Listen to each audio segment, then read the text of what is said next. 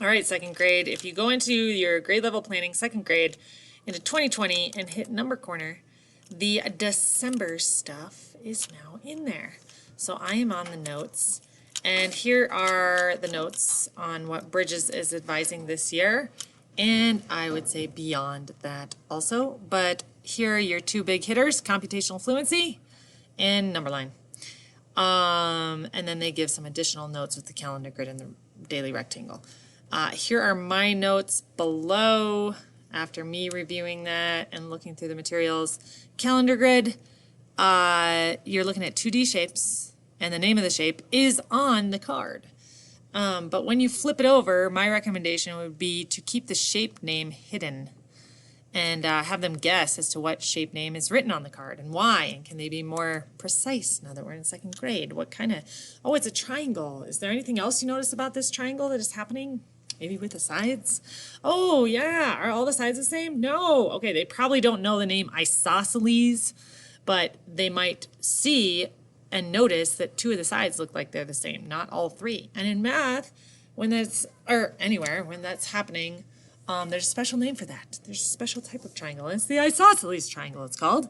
Okay, so that's that. And then lines of symmetry is also a part of your calendar grid.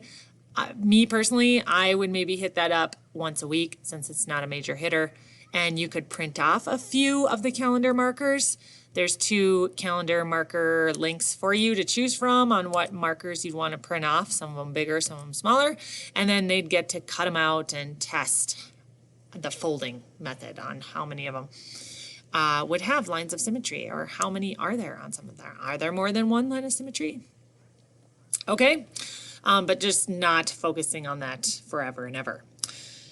Calendar collector and daily rectangle. Since Bridges was advising to skip it, I would say so also. You don't have much time. Computational fluency, the focus are those 10s and 9s facts with addition and subtraction. So here's the practice sheet here from December for those 10s and 9s. If you want to be displaying those cards, showing when you have any extra time. Let's do a 10 fact. 10 plus 5 is 15. And then working on what happens when you have a 9 fact and trying to use the strategy of using a 10 fact to help with your 9s facts. So Bridges came out with these newer, not like, I guess, tech enhanced activity that you could use during a number corner thing. This one would be flashing a 10 fact. So you'd flash it and they have to write down what 10 fact they saw on their board. Oh, that was 10 and something. What was it? 10 and, oh gosh, do you need to see it again? 10 and 7. And do we need to count them all? Or we just know that's 17. Okay, let's check and make sure. 10, 11, 12, 13, 14, 15, 16, 17. Trying to stress not counting by ones. And then another one here would be using the Number Frames app, and it's already preset for you. So if I have 10 and 4, I'd pull over 10, put it into my, and of course it doesn't fill it all. So then I have to take these guys and put them in there, right? So I have a full 10, and then I have 4 more. And looking at that and setting it up using these frames, which is kind of nice. So 10 and then the 4, make it a different color. So we stress the 10-ness of it. So 10 and 4 is what? 14 instead of 10-4. Should be. It's weird. Those teen numbers are weird.